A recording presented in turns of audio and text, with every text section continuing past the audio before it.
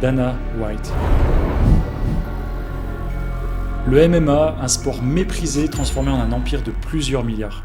Il est passé de coach de boxe anonyme à l'un des patrons les plus redoutés du monde du sport. Personnage controversé, clash, businessman. Aujourd'hui, on plonge dans l'univers d'un homme qui a fait de l'UFC un phénomène mondial.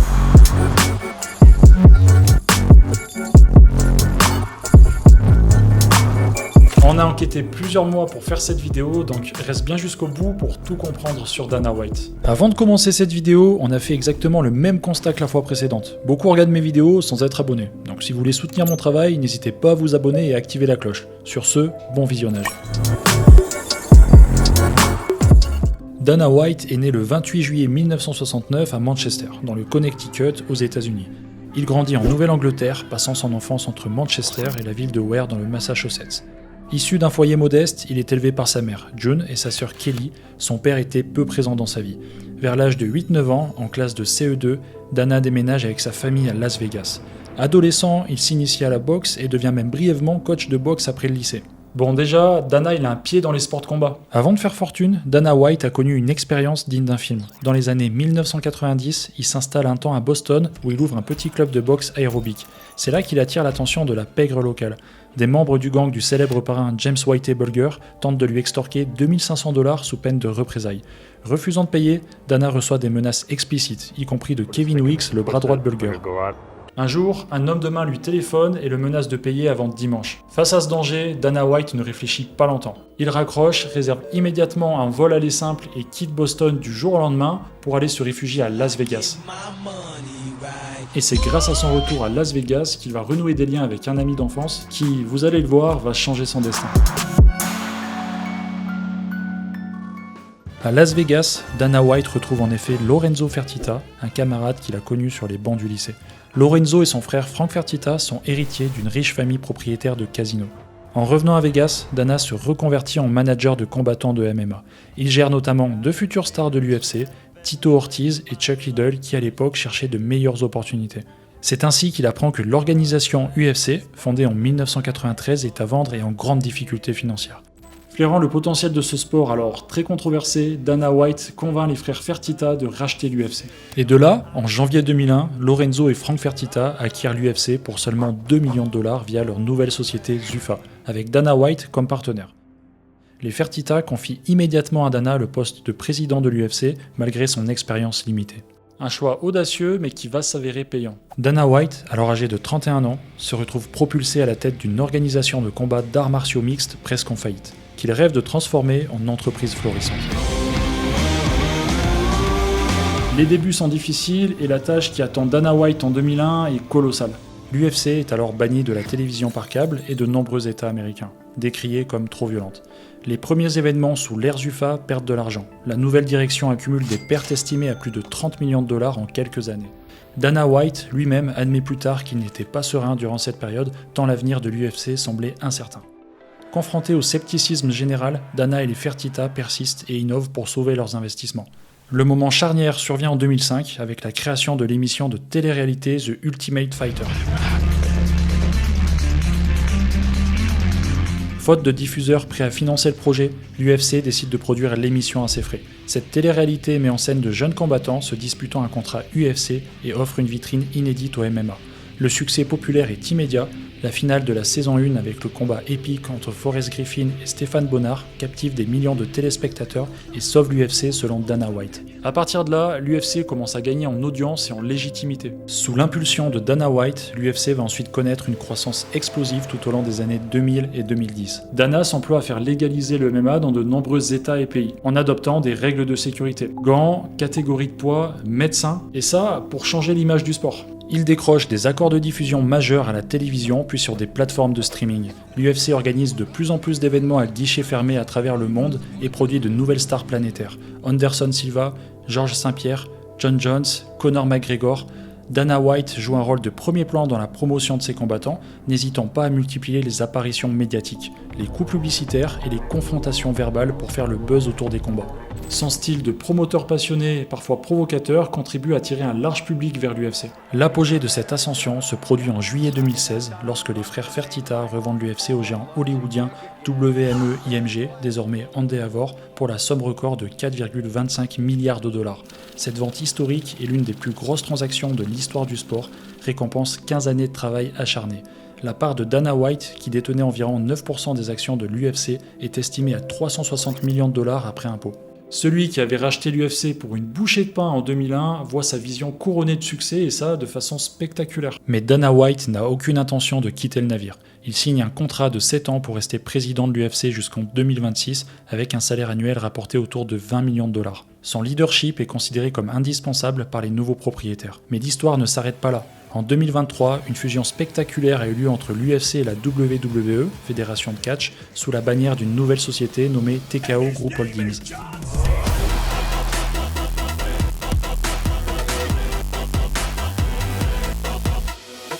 Cette entité combinée est valorisée à 21,4 milliards de dollars lors de son introduction en bourse. Désormais, Dana White occupe le poste de CEO de l'UFC au sein du groupe TKO, tandis que son titre de président de l'UFC reste inchangé. L'UFC continue de battre des records. En 2024, elle a généré 1,4 milliard de dollars de revenus, preuve de la popularité mondiale toujours croissante du MMA. En 2 décennies, Dana White a ainsi transformé l'UFC d'une organisation quasi fauchée en une entreprise de sport de combat dominante et ultra lucrative. L'une des clés du succès de Dana est sa manière de gérer les grandes stars du MMA, avec des relations souvent aussi passionnées qu'explosives qui révèlent son talent de négociateur. L'art de Dana White pour gérer ses champions tient un mélange subtil de soutien public et de fermeté en coulisses. Et ça, toujours au service de la marque UFC. Pour Conor McGregor, White l'a toujours soutenu, même pendant ses longues pauses, parce qu'il sait que McGregor est la star la plus lucrative de la ligue. Même quand McGregor repoussait sans arrêt son retour, White intervenait immédiatement pour que les événements aient bien eu lieu comme prévu. De la même façon, quand Khabib Nurmagomedov a pris sa retraite en 2020, White l'a supplié de revenir, a retardé la remise officielle de sa ceinture et a souligné publiquement que Khabib tient toujours parole.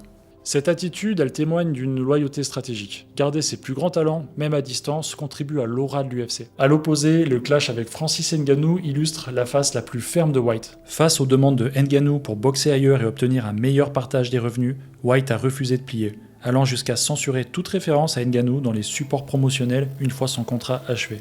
Bon, là tu comprends vite qui mène la danse et cette rupture elle a polarisé les fans. Pour que tu puisses bien comprendre, Dana White sait mettre ses combattants en avant quand ça profite à l'UFC et il fait respecter ses règles dès que l'organisation est en jeu. Il sait parfois être à l'écoute et parfois ferme, mais il a toujours un seul objectif, faire grandir l'UFC coûte que coûte. Bien que l'UFC soit son œuvre principale, Dana White ne s'est pas limité à ce seul terrain et a diversifié des activités entrepreneuriales et des investissements personnels. À Las Vegas, Dana White s'est constitué un véritable empire immobilier. En 2006, alors que l'UFC commence à bien marcher, il achète une première villa dans le quartier huppé de Pin Island Court pour 1,65 million de dollars. Après la vente de l'UFC en 2016, fort de sa nouvelle fortune, il rachète 3 propriétés voisines entre fin 2016 et mi-2017 pour environ 6,2 millions de dollars au total. Il n'hésite pas à faire raser les maisons existantes afin de construire un méga complexe privé, une résidence sur mesure d'environ 560 mètres carrés, incluant 9 chambres, 14 salles de bain, de multiples piscines, un spa et une salle de sport personnelle. Il voulait que sa propriété ait l'atmosphère d'un resort. Au final, il transforme tout un pâté de maisons en un complexe ultra sécurisé. Aujourd'hui, la propriété serait estimée autour de 50 millions de dollars, soit une plus-value gigantesque sur son investissement initial. Mais Dana a fait aussi de son plaisir un business. Grand amateur de bourbon, Dana White a cofondé en 2020 une marque d'alcool baptisée Holerhead, un bourbon aromatisé à la banane. Cette marque s'est rapidement développée, bénéficiant d'un partenariat promotionnel exclusif avec l'UFC. En 2022, White annonce l'expansion de Holerhead au Canada et au Royaume-Uni. Fier de voir sa marque devenir l'un des bourbons à la croissance la plus rapide aux États-Unis. La multinationale Campari a même investi 15 millions de dollars pour acquérir 15% de Holerhead en 2022, valorisant ainsi la jeune marque à 100 millions de dollars. Ce whisky est un bel exemple de diversification réussie pour Dana White, qui a su profiter de la base de fans de l'UFC pour lancer un produit dérivé à succès. En tant que promoteur né, Dana White a exploré d'autres formes de sport de combat. En 2017, il a contribué à organiser le méga combat de boxe Floyd Mayweather vs Conor McGregor. Un événement crossover, boxe MMA, qui a généré plus de 600 millions de dollars de revenus pay-per-view, preuve de son influence au-delà du MMA. Plus récemment, en 2023, il s'est lancé dans une aventure surprenante, la promotion de combats de slap fighting, combat de claque littéralement. Il a lancé la ligue Power Slap en janvier 2023 en partenariat avec les frères Fertitta. Malgré la polémique, car oui, beaucoup s'interrogent sur la dangerosité de ce sport, Dana White a réussi un joli coup commercial en décrochant un accord de diffusion et de sponsoring évalué à 76 millions de dollars pour ce nouveau produit de divertissement extrême. Après une première saison diffusée à la télévision américaine, la Power Slap League continue désormais en streaming en visant un public mondial de curieux. Cette capacité à transformer des concepts insolites en business rentable illustre le flair entrepreneurial de Dana White. Work hard, play hard, c'est la devise de Dana et pour le coup, il aime dépenser son argent pour satisfaire ses passions. Il est connu pour sa collection de voitures impressionnantes mêlant bolide moderne et classique de collection. Par exemple, après la vente de l'UFC en 2016, il s'est offert une Ferrari F430 Spider neuve, un cabriolet sportif de plus de 200 000 $ pour marquer le coup. Il possède aussi une Ferrari Testarossa, modèle emblématique des années 80 qu'il rêvait de s'offrir étant jeune. Plusieurs voitures américaines et vintage, et ainsi que des motos. Harley Davidson personnalisée, Ducati, MV Agusta. En bon multimillionnaire, il collectionne également les œuvres d'art contemporain, on le dit amateur de pièces de street art et de toiles d'artistes modernes. Ses investissements plaisir témoignent de son train de vie élevé. Et enfin, impossible d'évoquer Dana White sans parler de son goût du jeu. Vivant à Las Vegas, il est réputé pour être un gros parieur redouté des casinos. Ses soirées de blackjack sont entrées dans la légende locale. Il lui est arrivé de perdre 1 à 3 millions de dollars en une nuit arrosée sur une table de blackjack, mais aussi de gagner 26 millions de dollars en l'espace de 3 mois début 2024. Ses mises peuvent atteindre 350 000 $ par main au baccarat. Certains casinos de Vegas l'ont même banni ou limité car il leur a fait trop mal en gagnant de fortes sommes.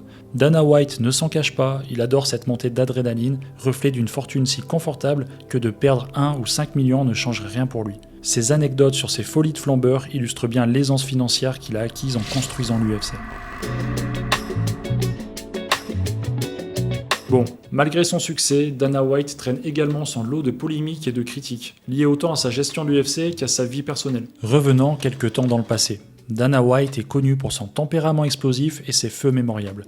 Par exemple, sa rivalité avec Tito Ortiz a marqué les débuts de l'UFC version Zuffa. Tito would literally put his fucking elbows through my skull. Ortiz, l'un de ses premiers champions, s'est heurté à White lors de négociations contractuelles au point qu'en 2007, les deux hommes avaient convenu de régler ça sur un ring de boxe. En effet, un combat de boxe de Dana contre Tito Ortiz avait été annoncé, filmé pour la télé-réalité afin de régler leur compte dans les gants. Dana White ayant un passé de boxeur amateur. Finalement, Tito Ortiz a fait volte-face et ne s'est pas présenté à la pesée, annulant le combat à la dernière minute. White n'a pas manqué de le traiter de lâche en public par la suite. Ces anecdotes montrent que Dana White n'hésite pas à se mettre en avant quand il y a un conflit. Il s'est aussi violemment confronté à d'autres personnalités dans les médias, le promoteur Oscar de la Hoya, qui l'a insulté après un désaccord, le journaliste Ariel Helwani, qui l'a temporairement banni des événements UFC, ou certains ex-champions comme Ken Shamrock et Randy Couture qui ont tous subi ces critiques virulentes. Son style managérial est décrit comme autoritaire et c'est à prendre ou à laisser. Un ancien champion, Frank Shamrock, l'a qualifié de dictateur à la tête de l'UFC. Qu'on le voit comme de la passion authentique ou de la simple agressivité, ce comportement clivant de Dana White fait partie intégrante du personnage et alimente régulièrement la controverse. Fait plus méconnu du grand public, Dana est en conflit ouvert avec sa propre mère, June White. En 2011, celle-ci a publié une biographie non autorisée intitulée Dana White, le roi du MMA. Dans ce livre, June dresse un portrait extrêmement négatif de son fils, affirmant qu'il a changé du tout au tout avec le succès de l'UFC. Elle le décrit comme un homme devenu égocentrique, arrogant, sans cœur, un véritable tyran vindicatif, trahissant les valeurs du gentil garçon intentionné qu'il était autrefois. Elle accuse Dana d'avoir renié une partie de sa famille, une fois riche et célèbre. Par exemple, June White raconte que la grand-mère de Dana, âgée de 93 ans à l'époque, vivait toujours dans un vieux mobil-home délabré en Floride, sans aide financière de son petit-fils millionnaire. D'après elle, Dana ne lui aurait envoyé qu'un chèque de 5 000 $ en tout et pour tout, la laissant dans la précarité malgré sa fortune. La mère de Dana va encore plus loin, l'accusant d'infidélité conjugale répétée. Elle affirme qu'il trompe sa femme Anne avec des filles de l'UFC, il l'aurait même trompée avec sa propre belle-sœur. D'après June White, le mariage de Dana est tellement chaotique et entaché d'infidélité que même Tiger Woods, dont les infidélités sont très célèbres, paraît exemplaire et sain à côté de lui. Ces accusations très personnelles ont évidemment été humiliantes pour Dana White, il a qualifié sa mère de folle dans des rares commentaires publics, et il est notoire qu'il a coupé les ponts avec elle. Il bloquerait même sur les réseaux sociaux quiconque suit sa mère. Bien qu'il faille prendre ses propos avec prudence, June White cherchait peut-être à régler des comptes. Ce livre alimentait la part d'ombre dans la légende de Dana White. On y voit un homme que ses proches décrivent comme froid et prêt à tout pour réussir. Dana White a fait l'objet d'autres polémiques ponctuelles. Citons par exemple l'existence d'une vidéo, vous avez compris, qu'il le mettait en scène et qui a fait l'objet d'une tentative d'extorsion en 2015. L'homme qui a tenté de le faire chanter a été condamné depuis en justice. Dans la pandémie de Covid-19, il a contourné les restrictions en louant une Fight Island à Abu Dhabi pour poursuivre ses événements, ce qui a suscité autant de critiques que d'encouragements. En janvier 2023, Dana White a été filmé dans une situation scandaleuse qui a choqué les fans. Lors d'une soirée du Nouvel An dans une discothèque à Cabo au Mexique, une dispute éclate entre Dana et sa femme Anne White avec qui il est marié depuis 1996. Sur la vidéo diffusée par TMZ, on voit Anne gifler Dana au visage, puis Dana répliquer en la giflant à son tour avant que des amis ne les séparent. La vidéo a choqué tout le monde, surtout que Dana répète toujours qu'il n'y a aucune excuse pour qu'un homme frappe une femme. Face au scandale, Dana White présente des excuses publiques dès le lendemain. Honteux, il déclare « C'est horrible, je suis vraiment désolé et vous avez raison de me juger ». Il insiste sur le fait que c'est la première fois que ça arrive en près de 30 ans de mariage et que le couple a parlé de l'incident à leurs 3 enfants. Son épouse, Anne, a également qualifié l'altercation d'isolé, l'attribuant à une ivresse excessive ce soir-là. Cet incident a abîmé son image, d'autant plus qu'il n'a reçu aucune sanction professionnelle et a continué à diriger l'UFC. Malgré la tolérance zéro prônée contre ce genre de violence. L'ironie du sort a voulu que quelques semaines plus tard, Dana White lance son fameux championnat de claques, ce qui lui a valu bon nombre de moqueries sur les réseaux sociaux quant à l'exemple qu'il venait de donner. Et là, on arrive à la critique la plus entendue envers Dana concernant la rémunération des combattants. De nombreux observateurs et combattants estiment que l'UFC, sous sa direction, sous-paye ses athlètes par rapport aux revenus générés. Selon des analyses financières, seulement 14,5% des 1,4 milliard de dollars de revenus de l'UFC en 2024 ont été reversés aux combattants, une proportion très inférieure aux standards d'autres sports professionnels où 40 à 50% des revenus vont aux joueurs, comme en NBA ou NFL.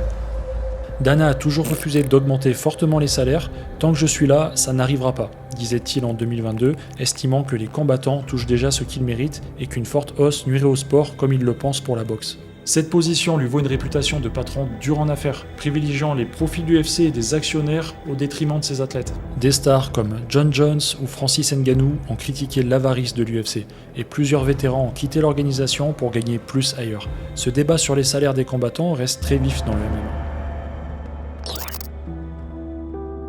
Bien qu'aucune de ces affaires n'ait réellement freiné son ascension, elle contribue à l'image d'un dirigeant au succès immense, mais régulièrement rattrapé par des dérapages personnels ou des polémiques éthiques. Et pourtant, malgré toutes ces controverses, Dana White parvient à tourner ses tempêtes à son avantage, grâce à une maîtrise de son image hors pair. Il ne fait pas que diriger l'UFC, il incarne l'UFC, il est partout.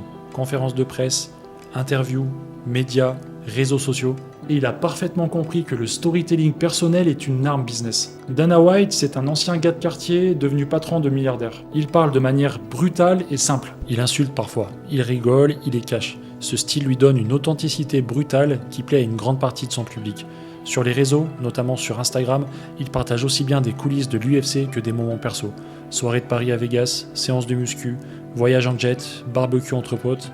Il se montre comme un mec simple dans un monde de luxe. C'est du lifestyle ciblé. Il vend du rêve, mais avec un fond de mec normal qui a bossé dur pour l'avoir. Il maîtrise aussi très bien l'effet de rareté. Il ne répond qu'aux médias qu'il respecte, il choisit ses apparitions, il garde le contrôle du message. Il ne subit pas la communication, il la pilote. Dana White a réussi ce que beaucoup d'entrepreneurs rêvent de faire de son propre nom une marque et une marque forte. Que ce soit en bien ou en mal, son nom génère des réactions, et dans l'univers du business et du sport, c'est souvent ce qui fait toute la différence. Personnellement, quand je regarde le parcours de Dana White, c'est une véritable leçon de business. Ce qu'il a accompli avec l'UFC, c'est incroyable. Dans les années 2000, personne n'y croyait, il a pris des risques jusqu'à perdre des millions d'euros. Et aujourd'hui, il a construit un empire tout en gardant sa personnalité. Et oui, il assume ses choix et ne cherche pas à plaire à tout le monde. On peut lui reprocher pas mal de choses, mais il faut quand même reconnaître qu'il a réussi.